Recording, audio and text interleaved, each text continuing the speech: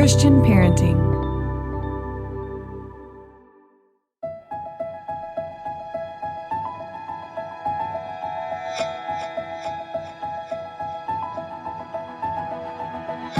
Welcome to the Living Wholehearted podcast. We are Jeff and Terra Mattson, a husband and wife team who is shrinking the integrity gap in our own lives and helping others do the same. I'm a leadership and organizational development coach, and Terra is a licensed marriage and family therapist. We believe that if you have a following, you are a leader, and how you lead matters. Whether you are leading in the home, work, or community, we are bringing you biblical, clinical, and relational wisdom to help you in every relationship that matters most to you. None of us do this perfectly, but we are leaning into the reality of our humanity and profound wisdom of grace.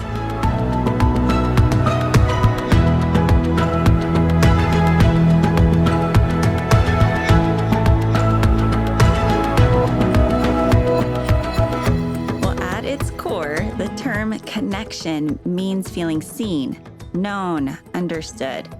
It is what the human soul craves about everything. The first step to connecting with others is in sustainable, healthy ways, is to first connect deeply with God and yourself. Joining me for this conversation is Karen Hardwick, with master's degree from Princeton Theological Seminary and Rutgers and decades of front row experience. Karen Hardwick is a clinically and spiritually trained leadership consultant, a podcast host, and a speaker. Today, we are featuring her new book, The Connected Leader: 7 Strategies to Empower Your True Self and Inspire Others. Thank you for being with us today, Karen. Yeah, Terra, so glad to be here. Thank you. Well, start off a little bit. Our audience is excited to hear about your book. But before we do that, we really want to know you a little bit more. I rattled off a little bit of your credentials, but tell us a little bit about your story and maybe what led you into this work of bridging the clinical and the spiritual for leaders.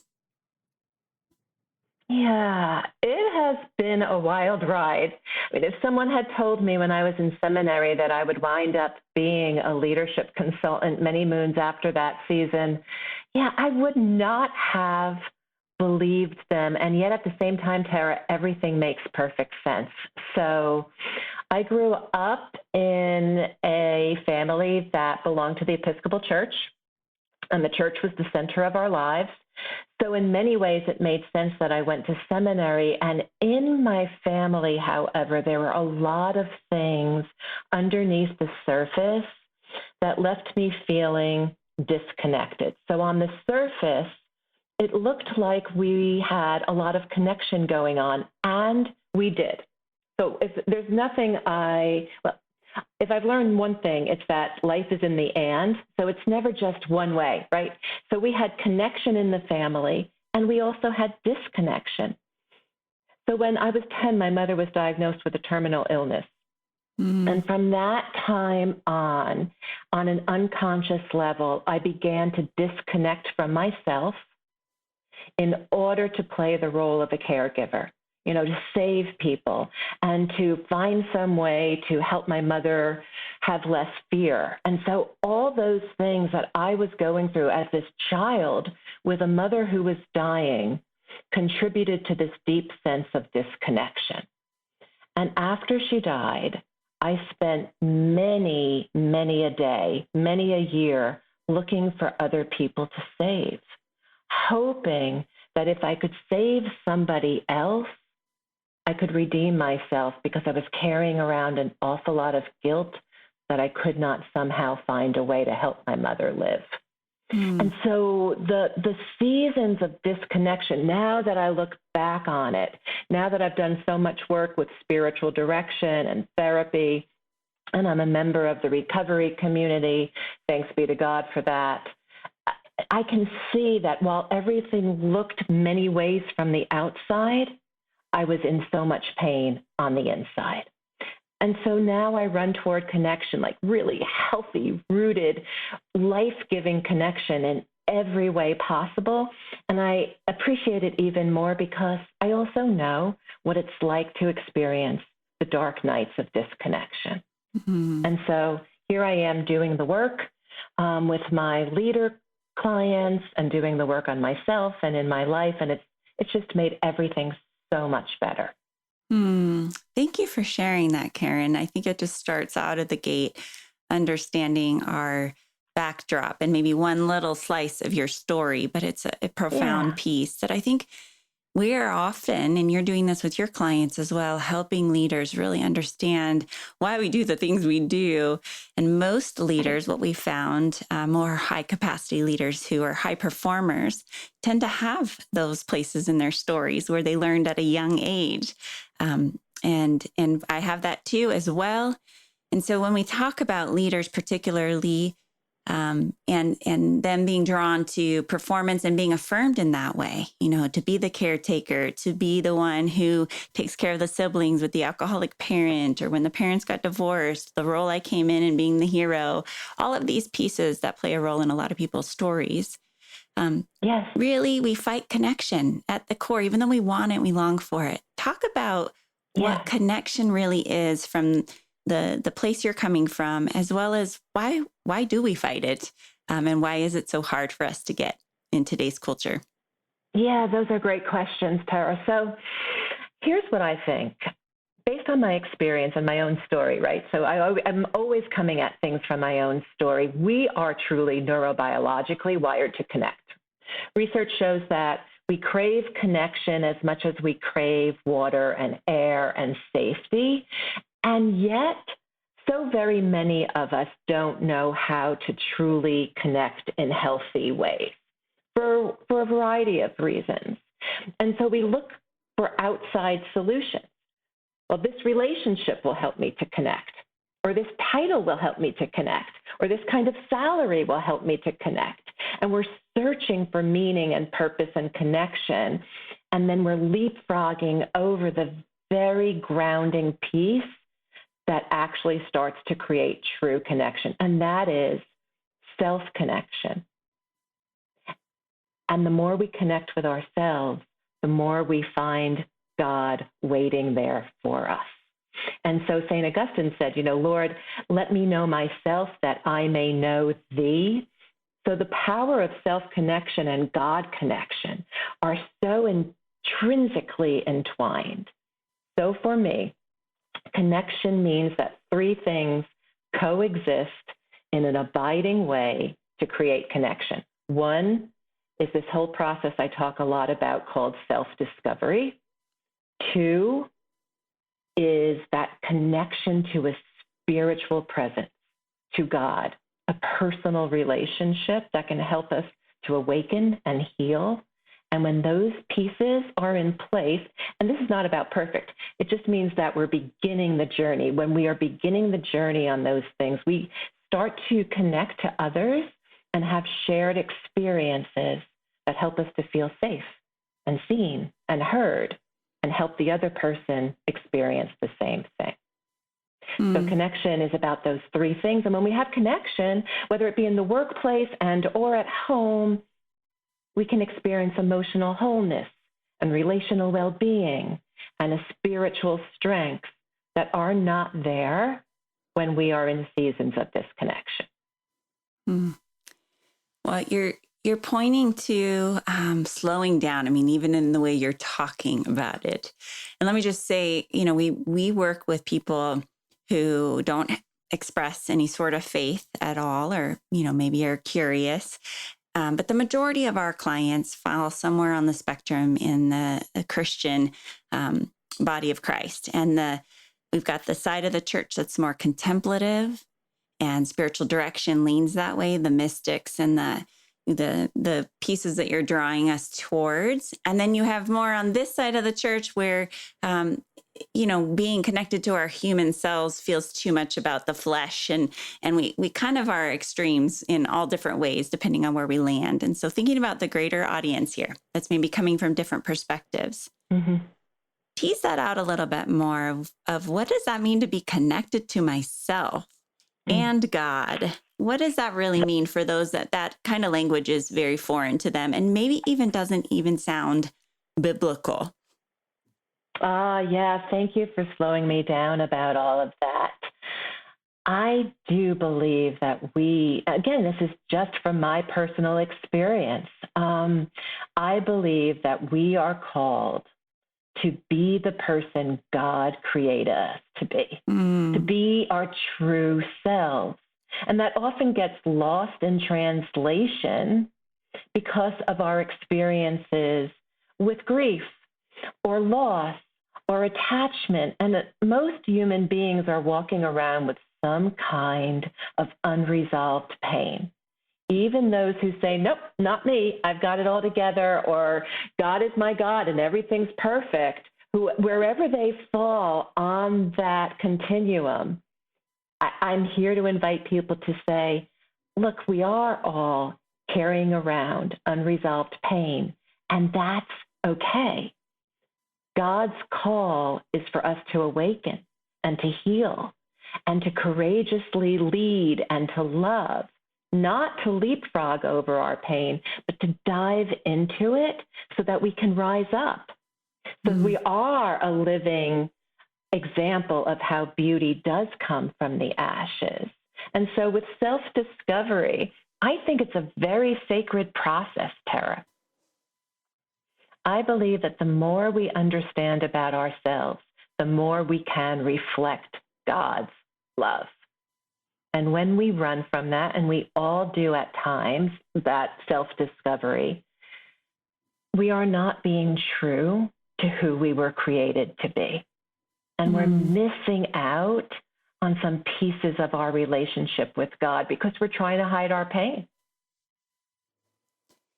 So you're really just saying in maybe language that feels foreign to some, but also very familiar to others, that it is intertwined. And we can't separate who we are and our stories and our pain. We can't run from that and say we're okay with God. We frame it this way, Karen, in that living wholehearted is bringing all of who we are, our mind, our body, our spirits, our hearts, and our relationships. I mean, every part of us. And we like to live compartmentalized.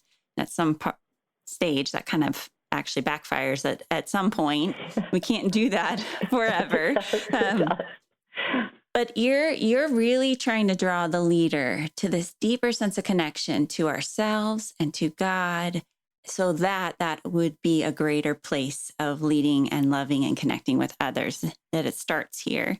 Talk a little bit about your own journey of we've worn many different hats. You've been a therapist, and you've been in the spiritual direction role and a leadership consultant. And some people see those very separate, and you overlap. And, I get it. That's where we're at as well. But talk about the journey for you, how you see faith playing such a deep role in this leadership connection.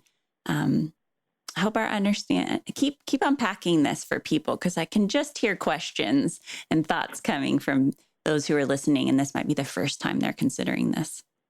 Well, thank you again for these questions, because I'm really open to talking out loud about all of this. And the more I talk about it, the more I figure it out too. So I don't have all the answers, right? I'm on the journey as well. Here's what I wanted to say about your questions. We are not leaders having a leadership crisis as much as maybe the larger culture would lead us to believe. I believe we are leaders having a human being crisis, that we are truly disconnected from our whole self, as you talk about it. And we're more into perfection instead of connection. We're more into performance instead of presence, into getting that next trophy.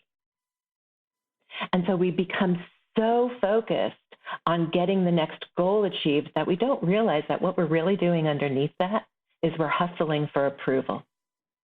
So I like leaders to slow down and start to unpack, what are they afraid of? And I had a CEO a few weeks ago say to me that they, despite all outside examples of their success, wake up every morning feeling numb. Okay? 3 out of every 4 CEOs surveyed are saying that they're concerned about their own mental health. 1 out of every 3 households are dealing with addiction. We are living in really difficult times, and whether people want to be conscious of it or not, all of that weaves its way into the workplace. So we are having a human being crisis, and regardless of where the leaders I work with are on their faith journey, again, like you, some of them have tremendous faith in Jesus, some have different faith experiences, some have no faith. Mm-hmm. And yet, all of them want to talk about a deeper sense of purpose. Like, there's got to be more to this life than just this. And then they wave their hands and they point around their office. Like, there's got to be more to this. So people are feeling numb. People are describing feeling burnt out, feeling empty, which is why I say we're having a human being crisis. Now we're in the Great Resignation. I like to say it's the Great Awakening. Something's not working. Something's not working. So we can't keep working the way we were working.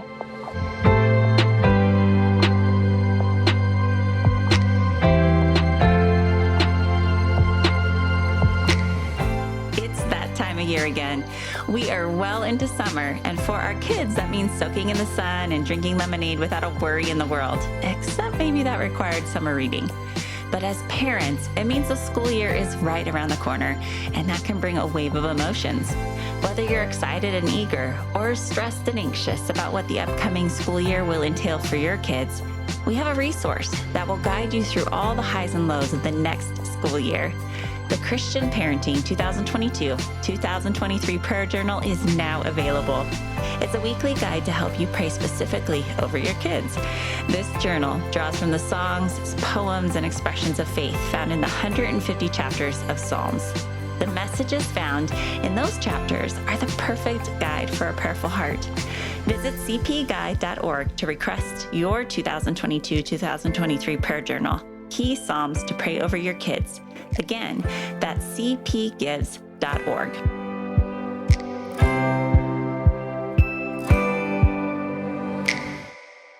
Beautifully said.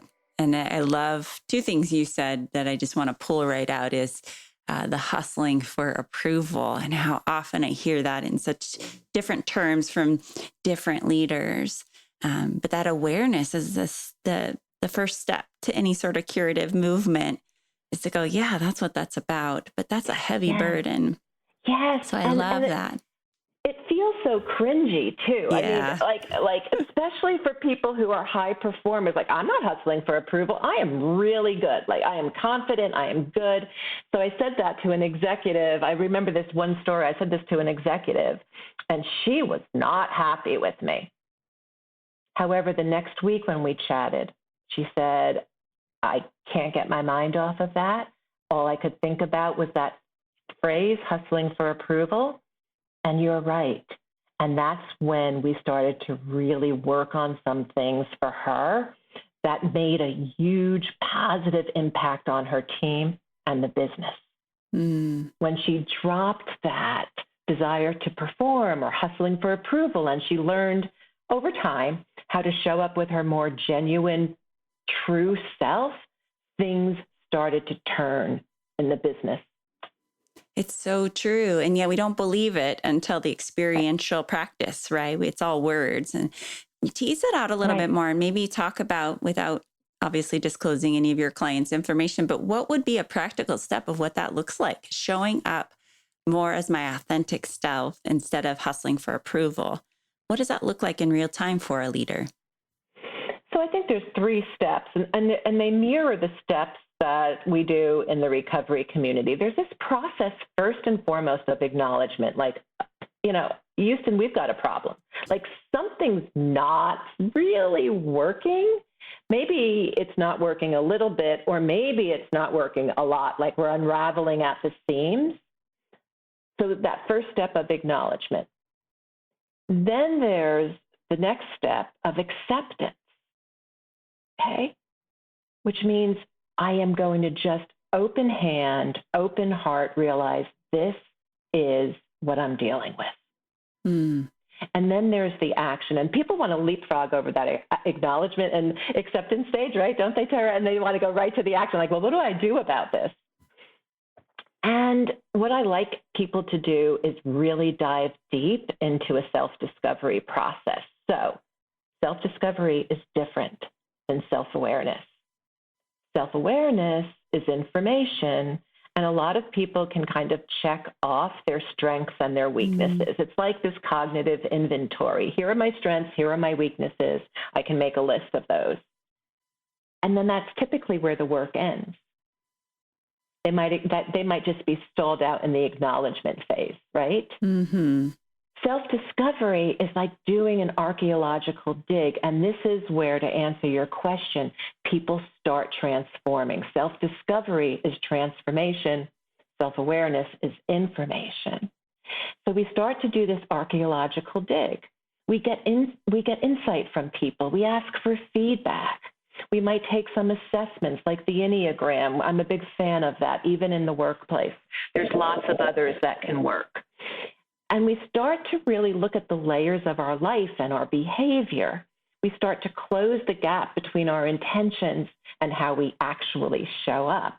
We start listening to the impact we are having on people, not the fantasy of how we show up, but the real reality of how people feel in our presence. So this archaeological dig is just like taking our entire behavioral and cognitive patterns apart layer by layer to see what treasures we can find, and also to see where the pain is, where the wounds are. And whether someone's making 6 figures or 7 figures or 8 figures, and like you, I work with people across the board with all of people are stuck in some kind of pattern until they realize nothing changes if nothing changes, and I'm going to be the change. It's so true. We just sat with our leadership cohort. So we take 11 leaders through a 2-year journey. We have a couple cohorts going at the same time. And I was just sitting in our monthly virtual meeting, and then we gather in person 4 times throughout that journey. And they have a one-on-one coach to walk them through that archaeological dig into their story. And we need one another to help us with that, because it's a scary place sometimes. But as you're talking, I'm thinking about how far these leaders have come, because as we're talking as a group, almost every single one of them was taking the process we were talking about organizationally. How do we close up things that we know we need to end? And was connecting it to their parents, their father wounds. And, being that vulnerable as a high-level leader is one, scary, but it's such a sign of strength and this powerful process of letting others see that. And the beauty that comes from that. I mean, I walk away from those times just in awe of the courage and knowing there's a ripple effect as they're leading others and inviting others to be human. That's really what I hear you in the invitation is to allow yourself to be human, to look at the human baggage, the pain that we have. We have a human crisis, as you say. I think that's beautiful. And I want to ask a little bit more about some of the principles in your book. I want to read them out loud just because I don't want to butcher them myself. But you have 7 strategies for connection, helping people to really go to these places you're inviting them to get unstuck. So it's to connect consciously, listen deeply, exhibit empathy, celebrate curiosity, demonstrate accountability, navigate chaos comfortably, and you walk with confidence. Those are beautiful. Talk about maybe 1 or 2 of those. Unpack what that looks like as somebody's gone through these 3 steps of awareness, acceptance, and then action. And they're trying to get deeper connection with God, themselves, and with others. Take 2 of those and tell us what those look like a little bit more. So I'm going to start with walks with courage-based confidence, because I love this one. I love them all. They're like my babies. But the walks with courage-based confidence really starts to put a different turn on that term confidence. So, leaders, we know the nuts and bolts of our craft, right? We're good at what we do. The people that you work with, the people that I work with don't come to us because they're trying to figure out how to think strategically better or how to read, their P&Ls more effectively. They know all those things. So I like to say to my clients, those are table stakes in the culture that we are now living at large. We are expecting leaders to have those things. That's what gets you invited to the party. We're assuming you know that, that you really can double down on what you do really well, and you can, in some ways, do it in your sleep. The kind of courage that really starts to deepen connection is what I now call courage-based confidence. And it is a deep, abiding belief inside of ourselves, Terra, that we have inner strength, that we can tap into this reservoir of resilience, that there's a sense of gratitude within us for all of the dark times we have walked through, and that those dark times that we have walked through actually make us more of an amazing human being, and that we can share that, as your leaders did in that leadership cohort. They can share it from their hearts, and they can share it with a sense of vulnerability. And they can realize that when they share their story, they are presenting a gift to somebody, because then the other person can say, oh, wow, I thought I was the only one. Me too. So this courage-based confidence is like going on a hero's journey, the hero's journey that Joseph Campbell talks about. And I just love all of that kind of spiritual symbolism. And so when a hero's journey occurs, it's a scary thing. We are leaving the comfort of what we know. And I had one leader say to me, wait, I don't want to do this. I have it all settled. I have this position and this business, and I'm okay. And then he started to realize he's really not okay. He's just comfortable in the patterns that have worked and that have rewarded him in a lot of ways. So we have to leave behind what's comfortable, and we have some kind of a journey where we come upon struggles and we start to learn about our own wisdom during those struggles. Joseph Campbell said, the cave that you're afraid to go into holds the treasure. And we all are carrying around an awful lot of fear. And so this courage-based confidence is a beautiful thing because it's what waits for us on the other side of letting go. And I want to tell this quick story. I'll make it really quick if I can. I was in Montana a few years ago with my son, who was 18 at the time, and he was there with a few buddies, and we were doing all the Montana things. We were out on ATVs one day, and we stopped at this river. And the boys, being boys, were jumping off a 30-foot cliff into this glacier cold river. And I was watching them, and they were doing all the boy joy kinds of things, backflips off this cliff and having a great time. And my son came over to me and he said, okay, Mom, let's go. And I thought he meant we're going to get back on the ATV. So I stand up and he grabs my hand, right? Grabs my hand, and we start walking across the river. And I found myself doing it for two reasons. One, my son asked me to, but two, God must have had a plan, looking back on it retrospectively. We were with a family friend, and Mark grabbed my arm and he said, whatever happens up there on the cliff, because by now he knew Matthew was taking me up on the cliff, whatever happens up there on the cliff, know that you are leaving what you know to be comfortable, and however you treat whatever happens up there, your son is watching how you handle a tough situation. So I found myself on top of this cliff, Terra, and the boys wanted me to jump. And there was no way I was going to jump off this cliff. I was terrified to jump. I was terrified that once I hit the water, I would have a heart attack because it was so cold. I mean, I was terrified, just terrified. And I'm crying, and the boys are cheering me on, and I'm crying. And all of a sudden, everything got so quiet.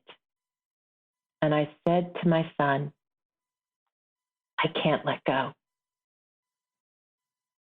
And he said to me, you have to.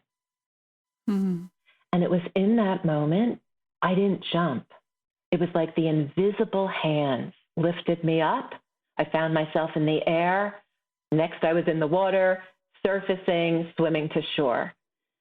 And I tell this story because we've all been there, whether we're conscious of it or not, of this point we get that we have to let go. People are watching us. Are we going to let go with some kind of faith, or are we going to hang on desperately to what we know and miss out on so much? And when we get to the other side of that, that's courage-based confidence. Beautiful. Does that make any sense? 100%. I'm with you in that jump. My heart went drop. And yet the symbolism and the word picture and your real life story, but the word picture for all of us is we're there with you. We have those in our own stories. And as you said, the cave, and when we go into those dark places.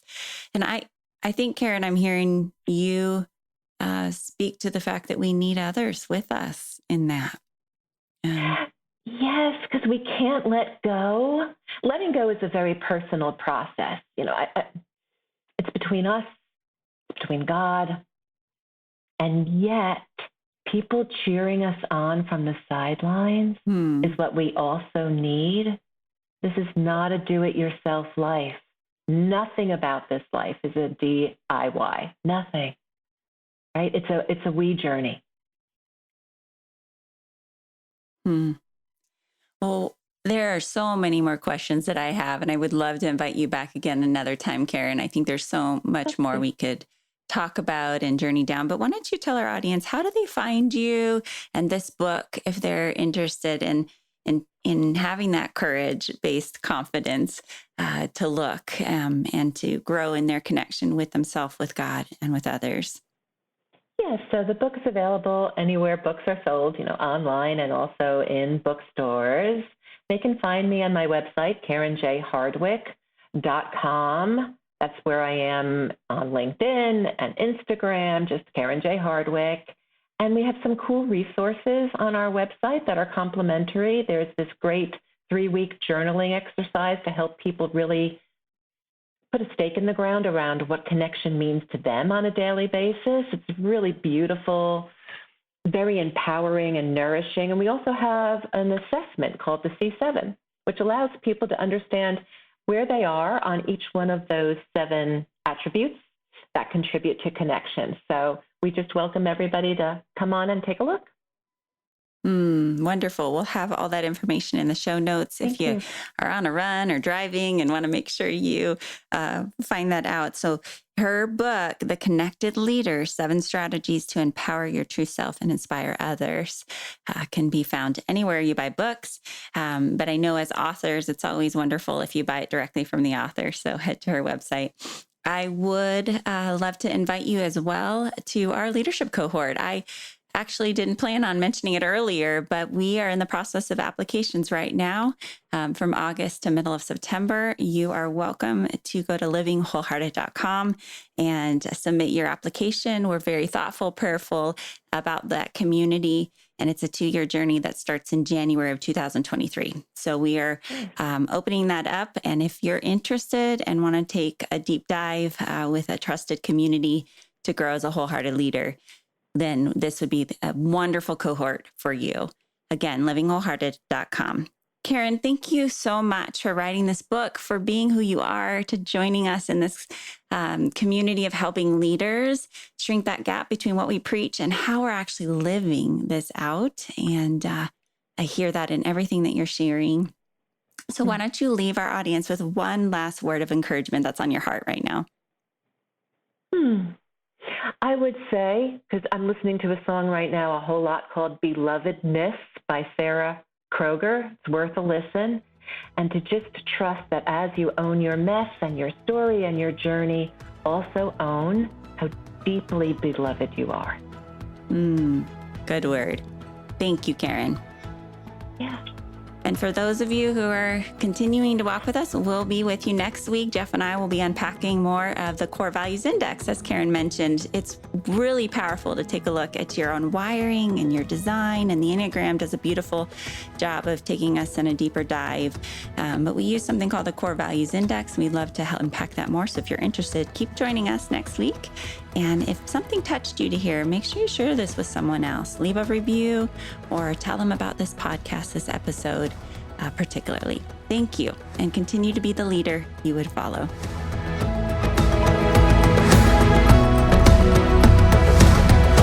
This podcast is powered by Living Wholehearted, Courageous Girls, and the Christian Parenting Podcast Network. Thank you for joining us in this critical movement of shrinking our integrity gaps between what we preach and live.